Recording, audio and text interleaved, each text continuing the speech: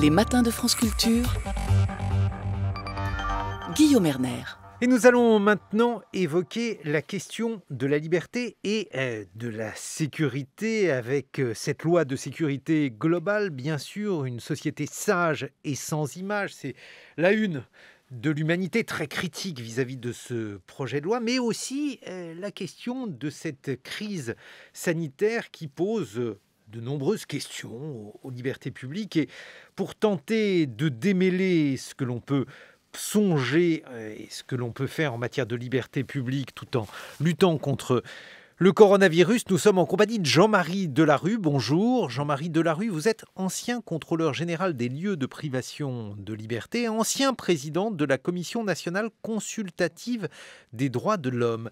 Est-ce que cette crise sanitaire n'est pas en train de poser des questions absolument inédites en matière de liberté publique ? J'imagine que si on s'était vu il y a quelques mois et que je vous avais dit que les libertés d'aller et venir seraient entravées partout en Europe et dans le monde, puisqu'on l'a entendu dans les informations, nous aurions tous deux été surpris par cette situation. Est-ce que le fait de maintenir aujourd'hui un certain nombre de règles très strictes est compatible avec une société libérale telle qu'on l'envisage ?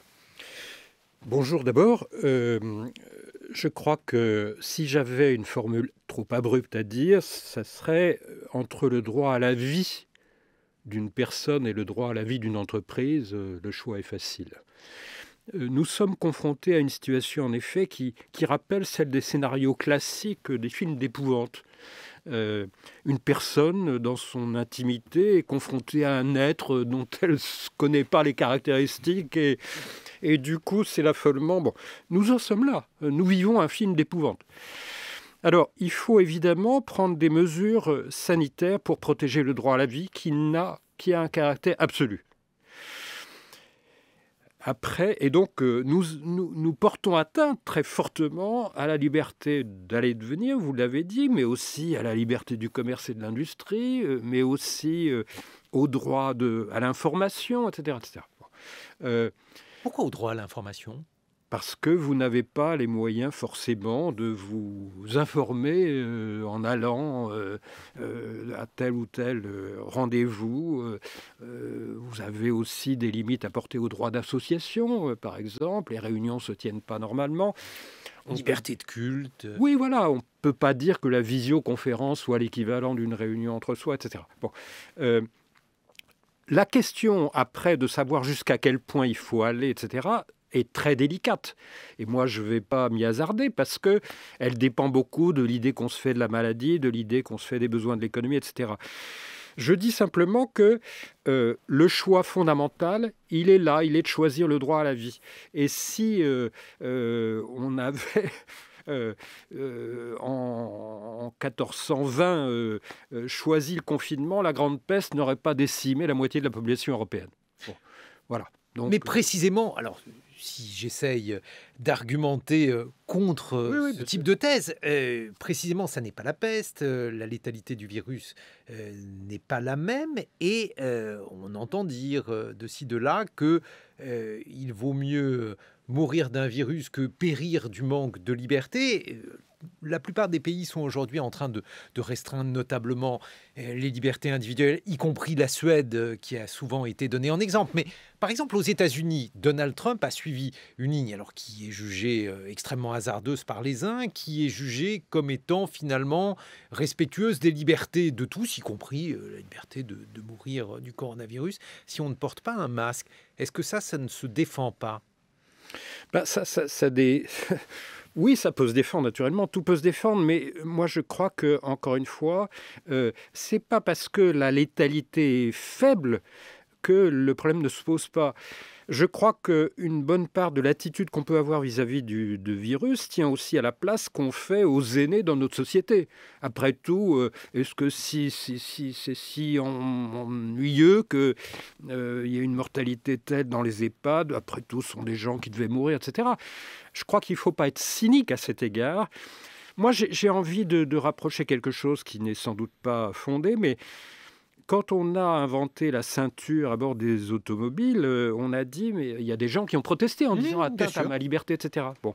Mais là aussi, il y a même eu des fake news qui expliquaient que la ceinture de sécurité était très dangereuse. Voilà. Et donc, on a fait ce choix-là d'imposer. Je crois que les contraintes de la santé impose nécessairement une restriction des libertés. Je voudrais rappeler que la liberté, même en 1789 pour les constituants et les inventeurs de la Déclaration des droits de l'homme, n'avait jamais un caractère absolu. C'est jusqu'au point où ça ne nuit pas à la liberté d'autrui. Et la Convention européenne des droits de l'homme nous rappelle que jusqu'au point où il faut protéger la santé publique. Donc, il y a toujours des compromis à faire. Est-ce qu'on a fait les bons ? Je n'en sais rien.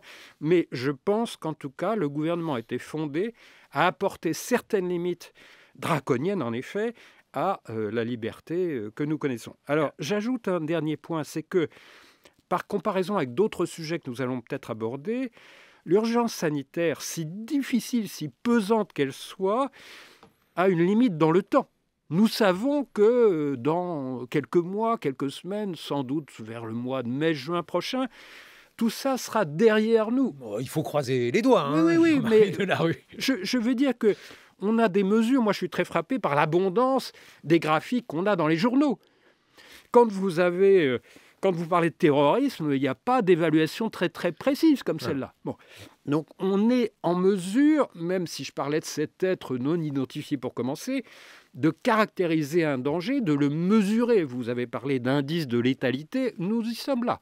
Donc, on peut très bien suivre l'évolution de cette crise et espérer, en effet, moi je le crois, qu'elle aura une fin tôt ou tard. Et à ce moment-là, on est sûr que les atteintes portées à notre liberté seront, je l'espère bien, provisoires. Et il appartiendra à chacun de veiller à ce que le gouvernement ne nous fasse pas le coup qu'il a fait pour le terrorisme, c'est-à-dire prolonge, au-delà de la nécessité chronologique, si je puis dire, les mesures de restriction qu'il a prises aujourd'hui. Bon alors, je vous embête, Jean-Marie Delarue. Imaginons par exemple que ce virus, qui effectivement n'a pas la même létalité en fonction des personnes qu'il touche, eh bien, nous incite par exemple à confiner uniquement les personnes vulnérables. Je laisse chacun définir ce qu'est une personne vulnérable. Les médecins pourraient le faire. Est-ce qu'il ne faudrait pas, par exemple, laisser les commerces ouverts, laisser les gens qui ne sont pas vulnérables aller et venir comme ils le souhaitent, et puis être extrêmement strict avec la population qui, elle, risque véritablement quelque chose avec ce virus? Il y a des dommages considérables aux limites qui ont été apportées. On parle des bars et des restaurants, mais les fêtes familiales, enfin, tout ça est en cause. D'une certaine manière, d'ailleurs, ce qui se passe aujourd'hui anticipait sur des scénarios de science-fiction, sur la société d'Internet, où on ne sort plus de chez soi, où on a tout à portée de la main, et où seul dans les rues, il y a les livreurs d'Amazon, point final. Bon. Donc, d'une certaine manière, il y a un paradoxe, puisque cette société-là, on y allait d'une certaine manière. Bon. Peut-être que l'expérience qu'on vit nous apprendra à faire un peu plus attention, à restituer à la vie sociale la place qu'elle doit tenir, etc.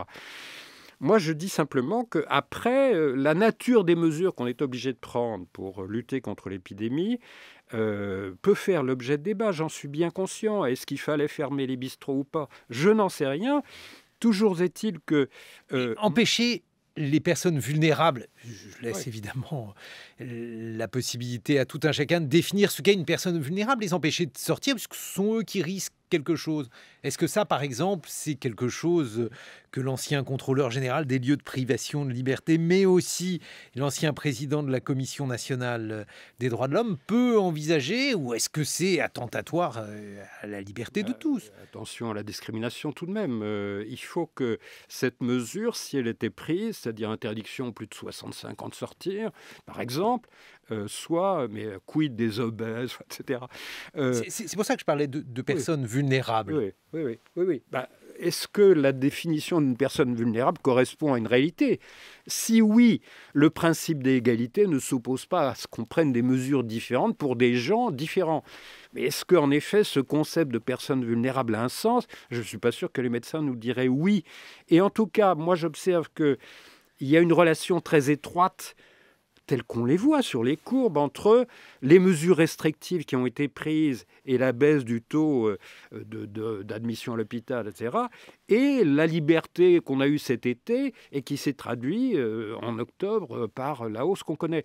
Donc il y a un lien entre les deux choses. Il faut après adapter ce lien à la réalité sanitaire telle qu'on nous la dépeint. Alors après, c'est le choix des gouvernements. Mais pour moi, tout ceci a un caractère provisoire, je veux y insister. Quoi qu'on pense de ces mesures, qui sont très coûteuses, je vois des gens qui sont ruinés par ça, il faut savoir qu'elles auront une issue certaine, c'est-à-dire elles se termineront tôt ou tard. Donc, vous n'êtes pas alarmé par les restrictions posées à nos libertés? Je les regrette, évidemment, mais je ne suis pas alarmé. Je pense qu'elles ne sont pas de même nature que celles dont nous aurons peut-être à parler, qui concernent le terrorisme, etc. etc. On va en parler dans quelques instants, mais j'ai avant un dernier sujet à aborder avec vous. Il y a le vaccin. Alors, dans ces conditions, Jean-Marie Delarue, est-ce qu'il ne serait pas raisonnable, je ne sais pas, de rendre le vaccin obligatoire, puisque on évoque un virus qui justifie des mesures complètement inédites en matière de restriction des libertés, de fermeture des commerces? L'obligation d'un vaccin, pour moi, n'est pas une atteinte aux libertés. Je pense que cette obligation ne peut se faire que si, en effet, la maladie dont il est question a des incidences fortes sur la société, etc. La rougeole, on sait bien que la vaccination était obligatoire et nécessaire. Mais pour les enfants? Or, un enfant n'a a priori pas de libre arbitre éclairé comme pourrait l'avoir un adulte. Oui, mais quand vous vaccinez, aujourd'hui, je crois qu'on en est à 11 vaccinations obligatoires pour les nourrissons, le nourrisson ne donne pas son avis. C'est ses parents qui ont le choix, naturellement. C'est justement pour ça que, a priori, la vaccination obligatoire l'est pour les enfants. Jusqu'à présent, on n'évoquait pas de vaccination obligatoire pour les adultes. Le faudrait-il? Je n'en sais rien. Moi, je veux dire, je laisse ça aux scientifiques le soin de le déterminer. Mais si on imposait une vaccination obligatoire aux adultes à cause du risque encouru, moi, ça ne me gênerait pas. Si on impose... Enfin, moi, mon médecin me recommande très fortement de vacciner contre le tétanos si je me suis fait une écorchure, je ne sais pas quoi, sur un fil de fer rouillé. Bon, très bien, je m'exécute, mais... Entre cette persuasion-là et l'obligation, moi je crois que c'est l'obligation sanitaire qui déterminera. Mais je n'y vois pas, pour ma part, d'atteinte majeure à notre liberté. Et alors, justement, dans ces conditions, pourquoi avoir pris ce tour-là? Parce que on voit bien qu'on a d'un côté la loi de sécurité globale qui impose en matière de lutte contre le terrorisme, de lutte contre la délinquance. Je ne sais pas d'ailleurs exactement comment justifier et quel type de péril on cible au travers de cette loi. D'un côté, on a une loi qui semble extrêmement liberticide à certains. J'ai par exemple le journal L'Humanité sous les yeux. Et de l'autre, on a des mesures qui sont très strictes en matière de santé publique et qui, là, dans la presse, par exemple, suscitent beaucoup moins de critiques. Oui, mais je crois que, encore une fois, pourquoi est-ce que on prend cette loi de sécurité globale? Il faut s'interroger. Est-ce que ça répond à une situation déterminée qui appelle ces mesures ou pas? Je crois que le maître mot en matière de liberté, c'est, je l'ai dit, qui n'ont pas un caractère absolu, c'est de savoir si elles se concilient avec la nécessité.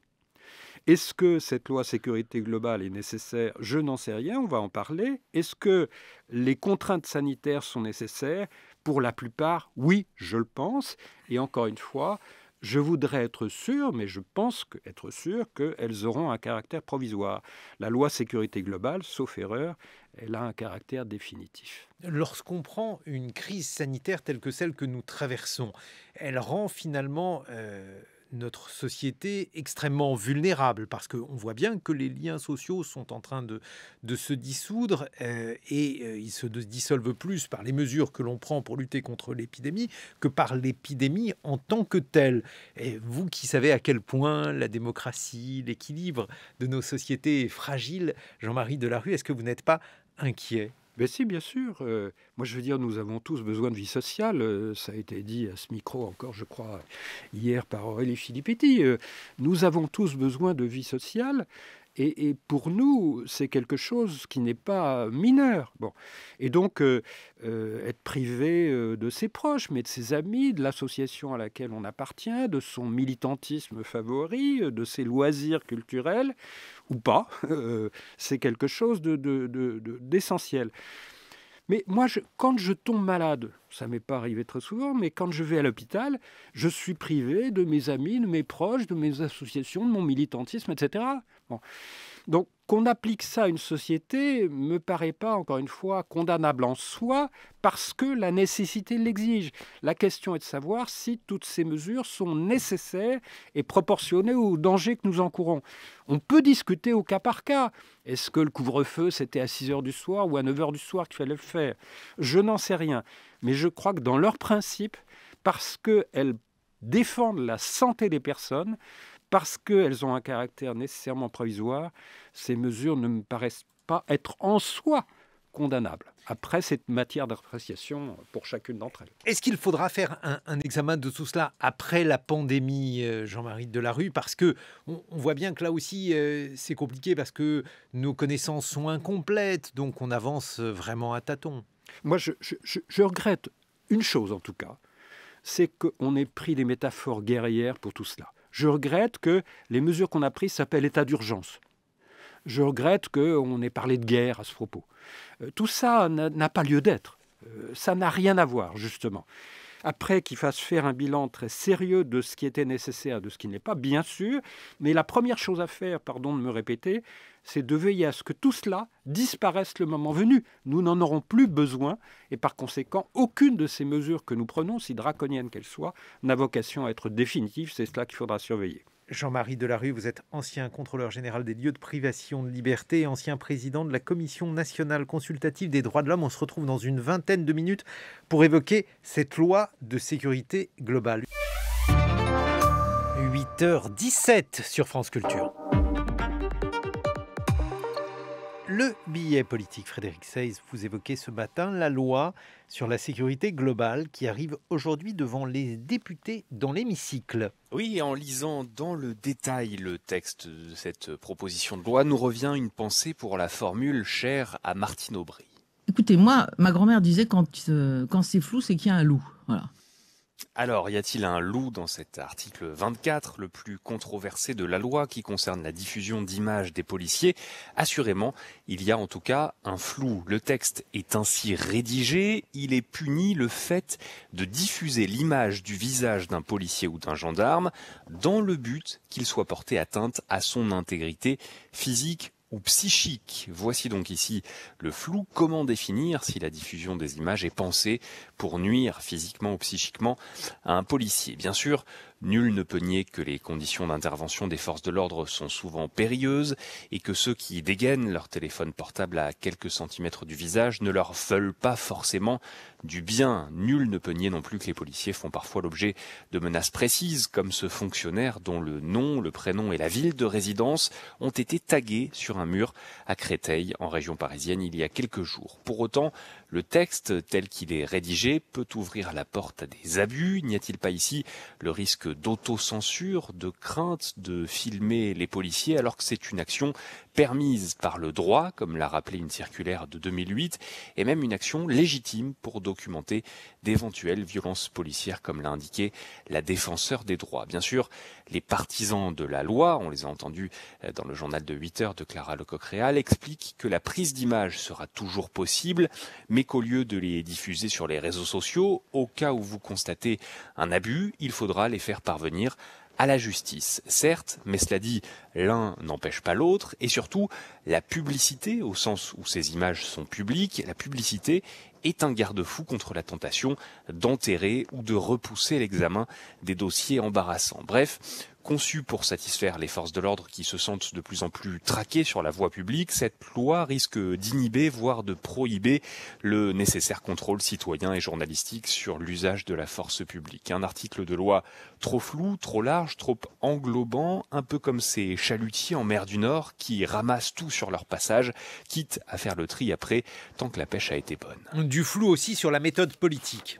Oui, le ministre Gérald Darmanin ne ménage pas sa peine pour défendre le texte. Il veut même aller plus loin en rendant obligatoire le floutage des visages des policiers dans toute diffusion. Et pourtant, ce n'est pas lui, ce n'est pas le gouvernement qui présente cette loi. C'est un texte qui provient de 2 parlementaires En Marche, Jean-Michel Fauvergue et Alice Thourot. Au départ, il s'agissait surtout d'adapter la loi aux évolutions récentes en matière de sécurité, avec l'émergence des polices municipales, des sociétés de sécurité privées, mais aussi l'usage des drones, ces engins volants équipés de caméras. Mais l'exécutif a fait ajouter une dernière partie, précisément sur la protection des forces de l'ordre, d'où cette question: pourquoi le gouvernement n'assume-t-il pas directement lui-même cette loi? S'agit-il de ne pas être exposé politiquement au cas où le débat tournerait au vinaigre, que ce soit à l'Assemblée ou bien ensuite devant le Conseil constitutionnel? Autrement dit, tenter par avance de camoufler le camouflé. Autre hypothèse, vous l'avez remarqué, pour l'instant, le Premier ministre ne s'est pas exprimé sur ces dispositions controversées. Est-il gêné sur le fond? Bien sûr, nul n'ignore la chorégraphie politique devenue un classique à chaque loi sur la sécurité. La gauche s'indigne, la droite trépigne. Pour les premiers, le texte est dangereux. Pour les seconds, il est laxiste. Il y a aussi dans la société civile ceux pour qui les policiers sont forcément coupables et ceux pour qui ils sont forcément victimes. Autant d'adeptes de Pavlov, peu originaux et surtout qui ne doivent pas empêcher de voir ce qui est ici en jeu. C'est une bataille pour l'image, car ce même texte de loi, dans des articles moins commentés jusqu'ici, entérine les caméras piétons pour les policiers et la surveillance par drone de l'espace public. Il s'agit donc de renverser le quasi-monopole de l'image pour que les forces de l'ordre ne soient plus uniquement devant la lentille des caméras, mais aussi derrière. Merci Frédéric Seyss pour ce billet politique auquel je vais faire immédiatement réagir Jean-Marie Delarue, ancien contrôleur général des lieux de privation de liberté, ancien président de la Commission nationale consultative des droits de l'homme. Êtes-vous d'accord avec ce que disait Frédéric Seyss au sujet de la formule, de l'axiome de Martine Aubry: quand c'est flou, c'est qu'il y a un loup? Pensez-vous qu'il y a un loup derrière cette loi de sécurité globale? Je ne suis pas sûr que ce soit flou. Je ne suis pas sûr qu'il n'y ait pas quelque chose qui soit en effet très, très ennuyeux dans cette loi. D'abord, le nom de cette loi me fait frissonner. Sécurité globale, on se demande ce que ça veut dire. Deuxièmement, cette loi sécurité globale s'ajoute à 15 lois qui ont déjà traité de sécurité dans ces 5 dernières années ou 10 dernières années. Par conséquent, le législateur a une espèce de prurite de texte sur la sécurité qui a été très préoccupant. Troisièmement, c'est plein de paradoxes, cette disposition dont vous parlez. Parce que, à la fois, depuis quelques années, en effet, maintenant il y a la consécration législative, on développe les caméras piétons pour les policiers, y compris municipaux d'ailleurs, pour être sûr que leurs interventions se déroulent convenablement. Et eux défendent l'idée que, comme c'est filmé, on verra bien qu'ils agissent conformément à la loi. Et dans le même temps, on nous dit « mais vous ne pouvez pas filmer les policiers à l'œuvre ». Ce qui est aussi paradoxal, c'est qu'il y a dans cette affaire quelque chose qui tourne autour du numéro d'identification. Vous savez que depuis 2014, chaque policier doit avoir un numéro à 7 chiffres sur son uniforme pour qu'on puisse l'identifier, non pas nommément, mais identifier l'unité à laquelle il appartient et l'identifier lui en propre. Bon, c'est ce qu'on appelle le RIO dans le jargon. Et ce RIO, les policiers n'en veulent pas de fait. Cet arrêté de 2014-2013 est en réalité très difficilement appliqué. Donc on voit bien qu'il y a quelque chose. Et puis le dernier paradoxe, c'est que les opérations de maintien de l'ordre, les policiers sont casqués, ils ont des visières, donc personne ne peut les identifier, quoi qu'il arrive. Donc je crois que cette disposition est en réalité non pas floue, mais inutile. Alors, j'ai bien conscience que... Si elle est inutile, ça n'est pas si grave. Il faut une nouvelle loi, entend-on? Non. C'est grave parce qu'en effet, c'est une limite, quoi qu'on le dise, qu'on le veuille ou non, à la liberté d'information. Bon. Jean-Marie Delarue, il faut une nouvelle loi parce que les conditions ont changé et les réseaux sociaux ont complètement bouleversé la manière dont on peut s'en prendre à un un agent de police, à ses forces de l'ordre. Bref, voilà comment justifie le gouvernement pour expliquer qu'il faut donc ce projet de loi qui est qualifié par les uns de sensé, par les autres d'ultra-sécuritaire. Moi, je pense qu'il y a évidemment un vrai problème. Les policiers ont été traumatisés par l'assassinat à Magnanville de Jean-Baptiste Salvin et de Jessica Schneider, dont les noms doivent être rappelés ici. Et par conséquent, qui s'inquiètent de ça, c'est légitime. Comme d'ailleurs s'inquiètent aussi les enseignants qui sont pourchassés sur les réseaux sociaux, etc. Il y a un vrai problème de société là. Est-ce que cette disposition répond à cet objet ? Non. Voilà ma réponse. Par conséquent, je ne pense pas qu'on règle le problème, si je puis dire, posé dramatiquement par l'assassinat de Magnanville et bien d'autres choses de cette manière-là. Je crois que ce n'est pas de cette manière qu'on identifie les policiers qu'on va ensuite harceler sur les réseaux sociaux. C'est d'autres manières. Donc il faut trouver les moyens. Mais pas celui-là qui porte encore une fois atteinte au droit d'informer.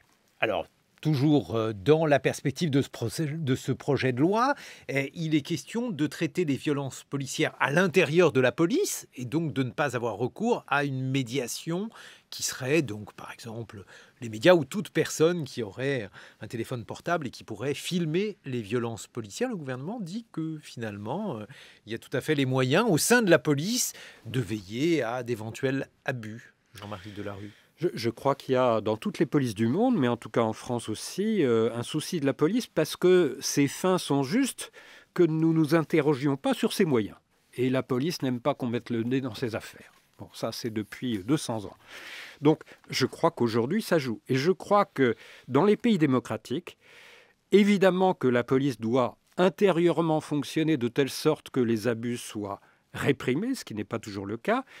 Mais aussi dans les pays démocratiques, le citoyen doit avoir un droit de regard sur le fonctionnement de sa police, par différents intermédiaires. Moi, j'ai des très mauvais souvenirs à cet égard. Lesquels ? Quand on a poursuivi à Bobigny un policier pour faux en écriture publique, c'est gravissime. Il avait traficoté un procès-verbal de telle sorte que... Bon. Qu'est-ce qui s'est passé ? Il y avait une manif de policiers devant le tribunal pour le soutenir. Est-ce que nous en sommes à un point où la corporation policière justifie les faux en écriture publique ? Je n'ose pas le croire. Mais c'est là qu'on voit bien qu'il faut, par le juge ou par d'autres moyens, un contrôle citoyen de l'activité policière. Et je crois que dans ce pays, malgré les efforts qu'a fait il y a quelques années la chef de l'inspection générale de la police nationale pour ouvrir cette inspection à une action plus efficace, aujourd'hui, l'action policière tourne un peu le dos au regard citoyen. Ce que vous êtes en train de dire finalement, c'est que le contrôle policier de la police, ça ne suffit pas. Non, bien sûr. Et on n'est jamais mieux contrôlé que par un regard extérieur. C'était d'ailleurs la fonction que j'ai exercée à l'égard des prisons. Mais je pense qu'il faut que chacun dans ce pays ait conscience que la démocratie, c'est le regard d'autrui sur son activité, lorsque c'est une activité publique, bien entendu. Oui, mais justement, la police, pourrait-on vous rétorquer, j'entends bien que ça ne sera pas nécessairement cohérent avec le reste du projet de loi, mais sur ce point-là, Jean-Marie Delarue, on pourrait vous dire que ce qui relève du régalien n'a pas besoin de quelque chose d'autre que le régalien pour être régulé. Moi, vous savez, je m'en tiens à l'article de la Déclaration des droits de l'homme qui est un peu oublié, qui est « Tout fonctionnaire doit rendre compte de son administration ». Et la Déclaration des droits n'excepte aucun fonctionnaire de cette règle. Et donc, je crois que les policiers doivent rendre compte de leur administration, tout comme le juge et tout comme bien d'autres fonctionnaires. Donc, voilà. Et je crois qu'il faut trouver les moyens pour que les policiers qui, dans les années 60-70, étaient très républicains, acceptent bien ce regard extérieur sur eux et la caméra pendant le déroulement d'une manifestation. Après tout, c'est très bien. Le fait que toutes les interventions des policiers soient filmées à tort ou à raison, pense-t-il, mais soient filmées par le citoyen sur un téléphone portable, c'est bien. Je veux dire, il n'y a pas de... Et je pense que les policiers, conscients de de leurs devoirs ne peuvent être que d'accord avec le fait qu'ils fonctionnent dans la transparence. Alors la question des caméras piétons maintenant, Jean-Marie Delarue, il y a une circulaire du ministère de l'Intérieur du 14 mars 2019 qui prévoit que les agents ne peuvent avoir accès directement aux enregistrements auxquels ils procèdent. Mais alors semble-t-il, à cet égard, il y aurait la volonté de modifier la règle et donc Oui. de permettre aux agents Mais oui. d'avoir accès à ces images. C'est un des aspects de la loi qui n'est pas assez souligné, c'est qu'en effet, la loi inverse, alors que l'agent, comme vous venez de le dire, n'avait pas accès aux images qu'il avait lui-même tournées, désormais, il aura accès. Autrement dit, on jette un peu le soupçon sur le fait que ces images aient pu être tournées. Et je vous renvoie à ce que je disais tout à l'heure, hélas, sur le faux en écriture publique. Vous pensez que finalement le risque, c'est tout simplement qu'il y ait manipulation? Parce qu'on Ben oui. on comprend mal en fait l'objet de cela. On imagine que ce n'est pas uniquement pour satisfaire le narcissisme des uns et des autres qu'on leur donne la possibilité de voir les images tournées. Donc comment le législateur, comment le gouvernement justifie-t-il cette mesure? Moi, je n'ai pas vu de justificatif et je n'ai pas Je comptais regardé sur vous. les motivations de cette disposition, mais ce que je sais, c'est qu'elle va... Déjà, la caméra piéton, vous vous en souvenez, n'est déclenchée par le policier qu'à sa volonté, quand il le souhaite, n'est-ce pas? Autrement dit, il ne va pas la déclencher quand on cogne sur quelqu'un qui est à terre, on va la déclencher pour montrer qu'on fait bien les choses comme elles sont. Donc déjà, c'est une limite considérable. Alors, après, le fait qu'on lui donne accès lui-même aux images qu'il a tournées, c'est aussi une autre limite qui s'ajoute par conséquent aux limites qu'avait déjà cet usage. J'ajoute que dans cette loi, il y a aussi d'autres choses. Il y a des bonnes choses. Hein. On renforce le contrôle sur les sociétés de sécurité privée, c'est pas un mal. Mais on autorise les brigades canines municipales. Est-ce qu'on a besoin vraiment de chiens dans les polices municipales? Je crois que cette loi, comme beaucoup d'autres lois, consacre une espèce de glissement qu'on observe dans ce pays en matière de police depuis 20 ans, qui est le suivant. L'État, qui était, par définition, vous venez de le rappeler, régalien avant, la police c'est l'État, délègue de plus en plus de choses aux polices municipales et les polices municipales délèguent à leur tour de plus en plus de choses aux sociétés privées. Voilà un peu le glissement qu'on observe en matière de maintien de l'ordre depuis des années, au motif que la police n'a pas que ça à faire, qu'elle est surchargée de tâches indues, comme elle le dit, et par conséquent, il faut libérer la police pour d'autres tâches. Et par conséquent, on délègue à d'autres personnes et, in fine, vous vous retrouvez devant un vigile qui n'a rien à voir avec l'État.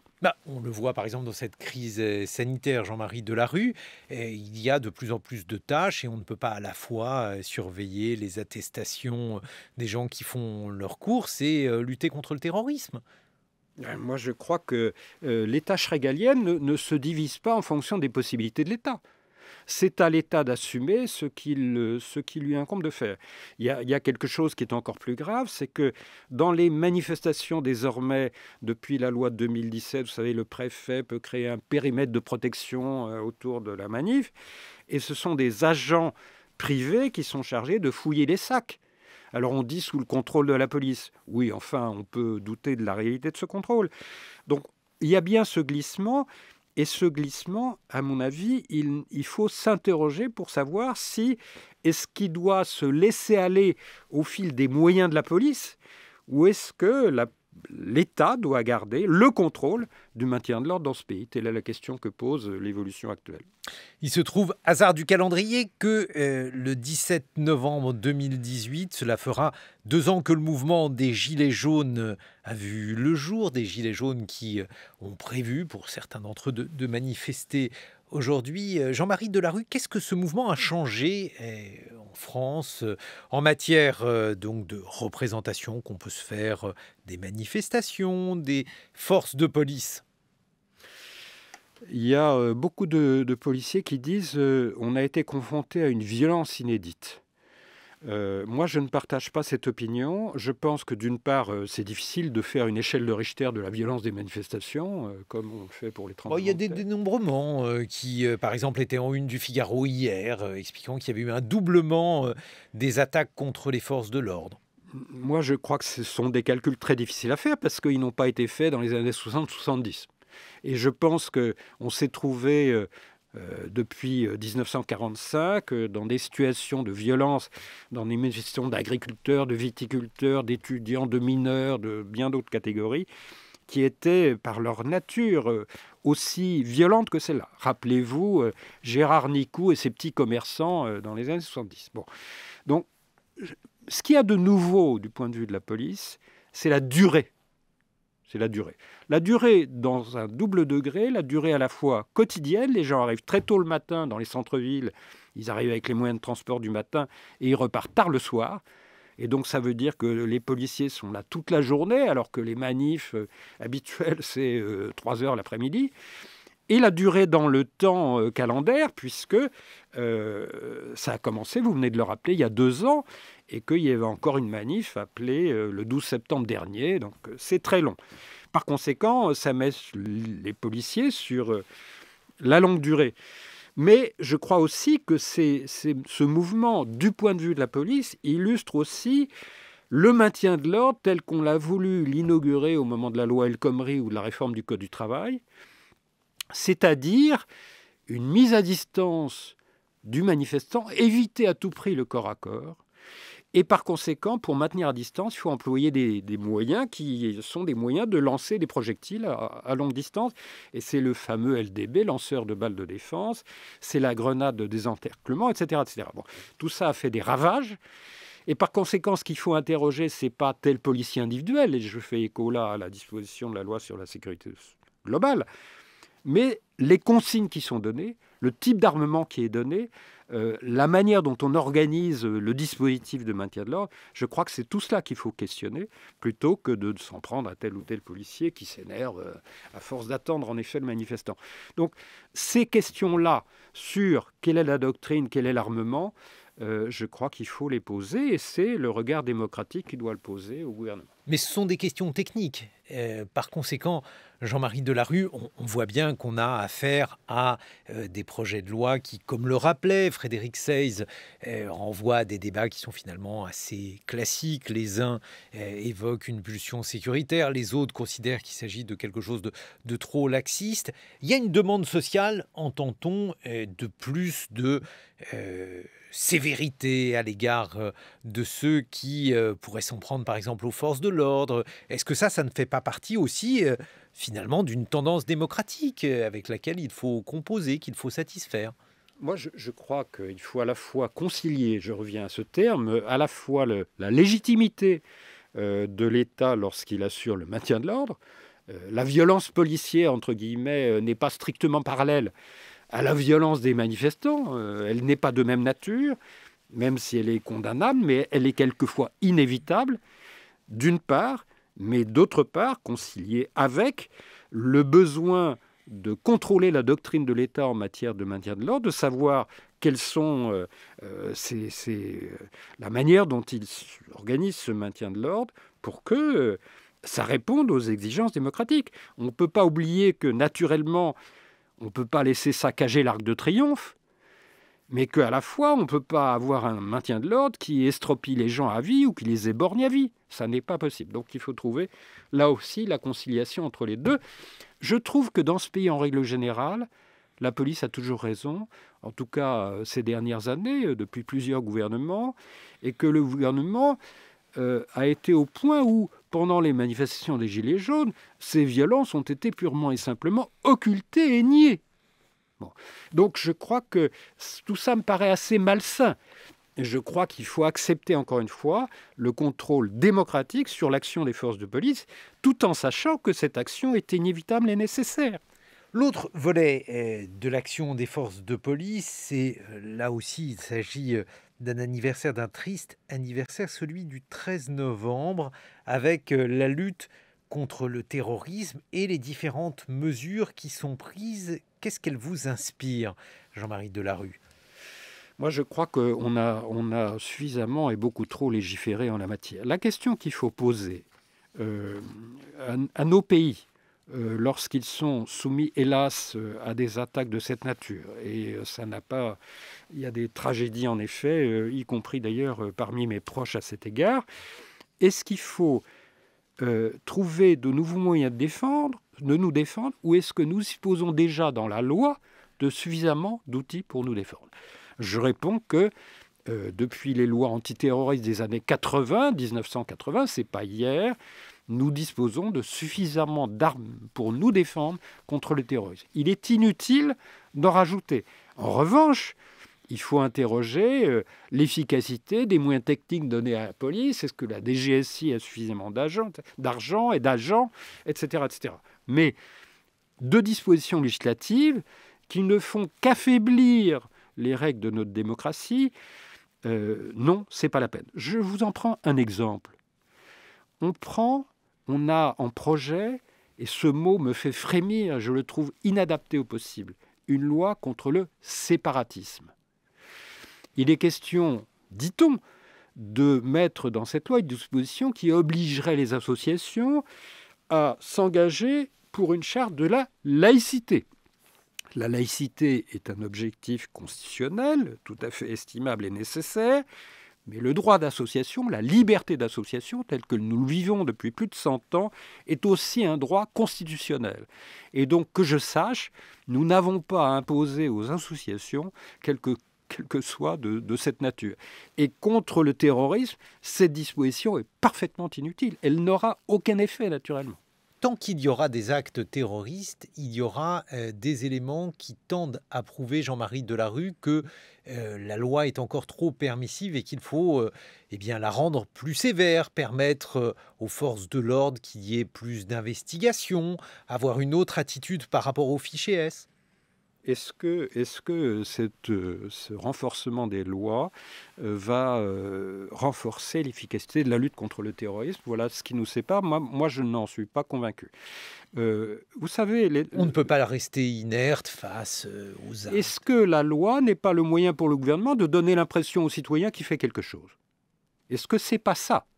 Est-ce que, faute de trouver... Vous voulez dire un moyen fictif, oui, artificiel.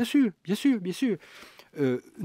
Le terrorisme frappe et nous sommes tous bouleversés par ces attentats, naturellement, légitimement. Mais alors du coup, le gouvernement est interpellé. Qu'est-ce que vous faites, etc. On fait, pardon d'être brutal, un peu n'importe quoi. Et on propose une loi, ça coûte pas cher. Ça occupe les gens. Et on dit, voilà, braves gens, vous serez mieux protégés. Le résultat...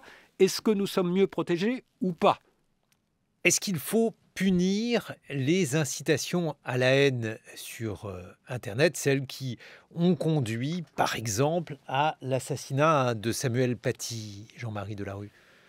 Il faut éviter des choses de cette nature, bien entendu. La haine contre quelqu'un, l'injure à quelqu'un est punissable. Et je ne vois pas pourquoi ça ne le serait pas sur Internet, alors que ça l'est dans une conversation courante. Bon, simplement... L'injure, ça n'est pas nécessairement l'incitation à la haine. Si, par exemple, on reprend ce qui s'est passé avec Samuel Paty, il y a quelque chose de différent. Est-ce que là, il y a une possibilité de condamner ce type d'acte? Est-ce qu'au contraire, il faudrait, je ne sais pas, protéger la liberté d'expression? L'incitation au meurtre est punissable. Là, il n'y a pas de question. La haine, en effet, c'est un peu compliqué, mais je crois qu'il faut éviter, avec les moyens qu'on a aujourd'hui, les réseaux sociaux, d'accabler des personnes. Bon, je crois qu'il faut trouver les moyens. Ça, c'est sur le plan moral, mais sur le plan légal, est-ce qu'on peut l'empêcher alors même? Mais non, on ne peut pas l'empêcher naturellement. Et ce qui m'a beaucoup gêné dans une proposition de loi qui avait été déposée, qui a été censurée largement par le Conseil constitutionnel, c'est le fait qu'on donnait aux réseaux sociaux eux-mêmes le pouvoir de censurer ces contenus qu'ils jugeaient offensants.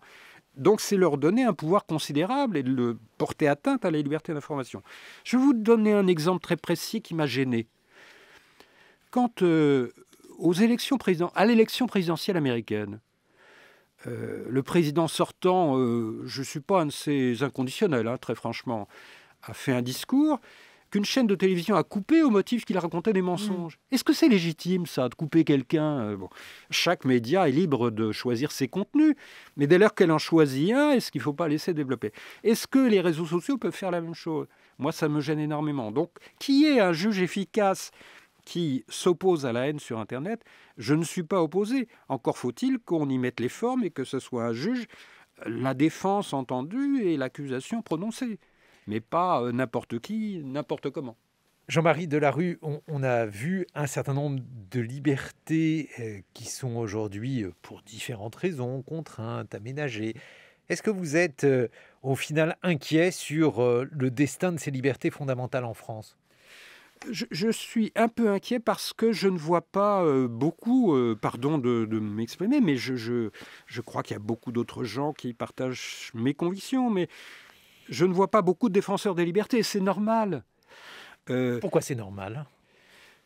François Sureau, que j'aime bien, cite une lettre que Hamilton, père fondateur américain, adressait à Jefferson, un des premiers présidents des États-Unis, dans lequel il disait qu'entre la sécurité et la liberté, le peuple choisirait toujours la sécurité.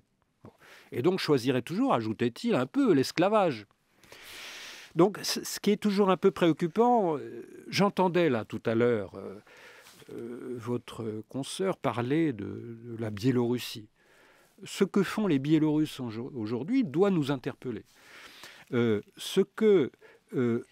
se défait en matière de liberté à Hong Kong doit nous interpeller. Je pense que rien n'est jamais acquis, et moi je ne pensais pas avoir de mon vivant à défendre la liberté d'expression dans ce pays.